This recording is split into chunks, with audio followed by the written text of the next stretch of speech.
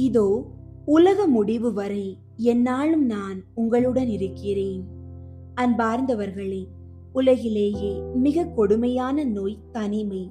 சுற்றிலும் மக்கள் இருந்தும் நம்மை புரிந்து கொள்ள யாரும் இல்லையே என்ற ஏக்கம் பலரை வாட்டுகிறது. கைவிடப்பட்ட நிலை ஒரு மனிதனை உள்ளுக்குள்ளேயே சிதைக்கக்கூடியது. ஆனால் விவிலியம் நமக்கு ஒரு பெரிய உண்மையை சொல்கிறது. பெற்ற தாய் தன் பிள்ளையை மறந்தாலும் நான் உன்னை மறக்க மாட்டேன். மனித உறவுகள் சூழ்நிலைக்கு ஏற்ப மாறலாம், ஆனால் மாறாத ஒரே உறவு இறைவனின் உறவு மட்டுமே.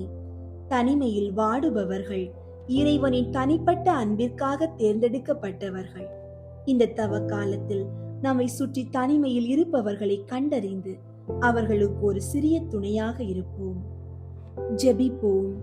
அன்பு இயேசுவே, கெத்சமனி தோட்டத்தில் தனிமையில் வேதனைப்பட்ட இயேசுவே, இந்த புனிதமான நாளில் தனிமையாலும் கைவிடப்பட்ட நிலையாலும் வாடும் அனைத்து உள்ளங்களுக்காகவும் உம்மிடம் மன்றாடுகிறேன். யாருமே எனக்கு இல்லை என்று கலங்கும் இதயங்களுக்கு நான் உன்னோடு இருக்கிறேன் என்ற உமது இனிய குரலை ஒலிக்க செய்யும். ஆண்டவரே, உறவுகளால் கைவிடப்பட்ட முதியவர்கள், துணையை இழந்தவர்கள், சமுதாயத்தால் ஒதுக்கப்பட்டவர்கள் மீது உமது கருணையை பொழியும். அவர்களின் தனிமை துயரை மாற்றி உமது பிரசன்னத்தினால் அவர்களை நிரப்பும். அவர்கள் வாழ்க்கையில் புதிய நம்பிக்கையையும் ஆறுதல் தரும் நல்ல உறவுகளையும் தந்தருளும்.